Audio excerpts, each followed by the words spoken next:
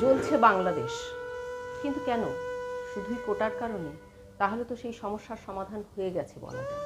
তবুও কিন্তু শান্ত হয়নি দেশটি। কেন?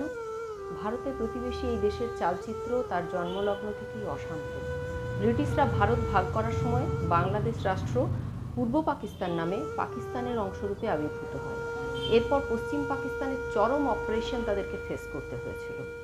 ক্রমেই বাংলা ভাষার মুক্তির দাবিতে দানা বাঁধে ছাত্র আন্দোলন। শান্তিপূর্ণ সেই আন্দোলনে পশ্চিম পাকিস্তান গুলি চালায়। শহীদ হন বাংলাভাষী বাংলাদেশি ঢাকা বিশ্ববিদ্যালয়ের ছাত্ররা।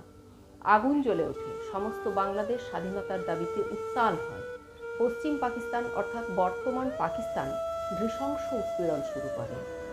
অজস্র খুন ও ধর্ষণের যন্ত্রণায় নীল হয়ে যায় বাংলাদেশ। কিন্তু এই পৈশাচিকতার মুখেও অনমনীয়ভাবে এক অসম লড়াই চালিয়ে যেতে থাকে বাংলাদেশ ও তার যুব সমাজ।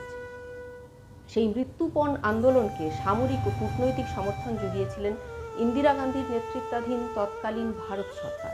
এরপরেই ইতিহাস সৃষ্টি করে স্বতন্ত্র হয় বাংলাদেশ, জন্ম হয় নতুন বাংলাদেশ রাষ্ট্রের। আজকের দিনে ভৌগোলিক ও আর্থসামাজিক কারণে বাংলাদেশ একটি গুরুত্বপূর্ণ রাষ্ট্র। মুক্তিযুদ্ধের সময় যেসব বাংলাদেশি মানুষ দেশের স্বাধীনতার জন্য লড়াই করেছিলেন তাদেরকে মুক্তিযোদ্ধা বলা হয়। অন্যদিকে কিছু বাংলাদেশি মানুষ পশ্চিম পাকিস্তানকে সমর্থন জানিয়েছিলেন। দেশের সেই সব বিশ্বাসঘাতকদের বলা হয় রাজাকার। বন্ধু, এ তথ্য মনে রাখুন, একটু পরে এ প্রসঙ্গ আবার আসবে।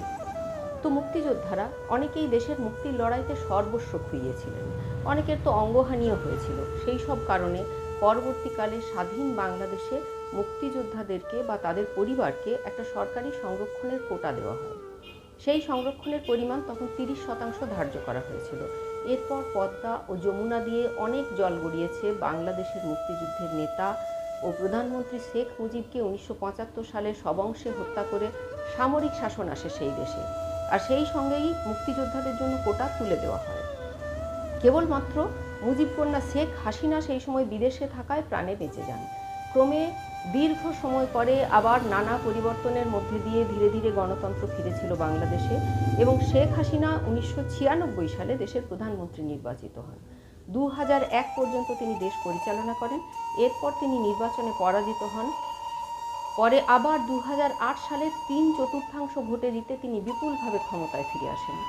তিনি তখন এই কোটা সিস্টেম ফের প্রবর্তন করেন। এখানে উল্লেখ্য যে বাংলাদেশের কোটা ব্যবস্থায় সরকারি চাকরিতে মোট 56% সংরক্ষণ দেওয়া হয়। 1% মহিলাদের জন্য, 10% জেলা ভিত্তিক, 5% উপজাতিদের জন্য, 1% প্রতিবন্ধী ও তৃতীয় লিঙ্গের মানুষদের জন্য, 30% মুক্তিযোদ্ধা ও তাদের পরিবারের জন্য। বাংলাদেশের ছাত্রছাত্রীদের প্রধান আপত্তিটাও এখানেই। একে তো এত চাকরি যদি কোটার ভিত্তিতে হয় তাহলে মেধার ভিত্তিতে চাকরির জায়গাটা বড়ই কম হয়ে যায়, যা মেধাবী ছাত্রছাত্রী ও দেশের ভবিষ্যতের জন্য ভালো নয়। আর তাছাড়া বাংলাদেশে আজকের দিনে মুক্তিযোদ্ধাদের পরিবারের সংখ্যা 2.5 লাখ, অর্থাৎ আজকের বাংলাদেশের জনসংখ্যার সাপেক্ষে তা হলো 1.5%। সেখানে এই ক্ষুদ্র জনসংখ্যার জন্য 30% সংরক্ষণ অবান্তর এবং এই কোটার মাধ্যমে সরকারের তাবেদার লোকজনের চাকরি হবে, যা দুর্নীতি এবং স্বৈরতন্ত্রকেই প্রশ্রয় দেবে। এই দাবিতে প্রথমবার আন্দোলন হয় 2018 সালে। এই সময় একবার শেখ হাসিনার বিষয়ে ফিরে আসি। শেখ হাসিনা একদিকে নিঃসন্দেহে একজন ধর্মনিরপেক্ষ ও আতঙ্কবাদের প্রতি জিরো টলারেন্স দেখানো নির্ভীক নেত্রী এবং কূটনৈতিক ক্ষেত্রে তিনি যথেষ্ট ব্যুৎপত্তি দেখিয়েছেন ভারতের সাথে বন্ধুত্বপূর্ণ সম্পর্ক ও চীনের সাথে ব্যবসায়িক সম্পর্কের বিস্তারকে দুহাতে সমানভাবে সামাল দিয়ে। কিন্তু তার বিরুদ্ধেও আছে বেশ কিছু ফ্যাক্টর। প্রথমত, দীর্ঘতম সময় তিনি বাংলাদেশের প্রধানমন্ত্রী থাকার রেকর্ড করেছেন, সুতরাং তার বিরুদ্ধে অ্যান্টি ইনকামবেন্সি ফ্যাক্টর আছে প্রবলভাবে। দ্বিতীয়ত, বাংলাদেশের বিরোধী দলকে অন্যায্যভাবে কোণঠাসা করার অভিযোগ আছে তাঁর বিরুদ্ধে। যদিও এই বিরোধী দলের বিরুদ্ধেও আছে শেখ হাসিনাকে খুনের চেষ্টার চক্রান্তের অভিযোগ। যাই হোক, 2014 সালে বিরোধীরা নির্বাচন বয়কট করলে শেখ হাসিনা একতরফা নির্বাচন করে জয়লাভ করেন, যা বাংলাদেশের মানুষ ও বাকি বিশ্বের নজরেও নির্বাচনের প্রহসন বলেই গণ্য হয়। অর্থাৎ স্বৈরতন্ত্রের অভিযোগ আছে তাঁর বিরুদ্ধে। কোটা ব্যবস্থার ক্ষেত্রেও তাঁর বিরুদ্ধে অভিযোগ ওঠে 2018 সালে। এরপর কোটা ব্যবস্থা তিনি পুরোটাই তুলে দেন। তখন মুক্তিযোদ্ধাদের পরিবারের তরফ থেকে বাংলাদেশ হাইকোর্টে এই সরকারের সিদ্ধান্তের বিরুদ্ধে পিটিশন দাখিল করা হয়। হাইকোর্ট তখন এই কোটা ব্যবস্থা পুরোটাই পুনর্বহাল করেন। 5ই জুন কোর্টের এই অর্ডার বের হয় আর এর প্রতিবাদে ছাত্র আন্দোলন শুরু হয়। যদিও এই আন্দোলন ছিল পুরোপুরি শান্তিপূর্ণ, কিন্তু হাসিনা সরকার এর বিরুদ্ধে বিরূপ মনোভাব দেখাতে থাকেন। ছাত্রদের এবং আপামর জনসাধারণেরও সন্দেহ ছিল যে কোর্টের উপর নিজের অপ্রতিহত প্রভাব খাটিয়ে এই সিদ্ধান্ত আসলে সরকারই নিয়েছে।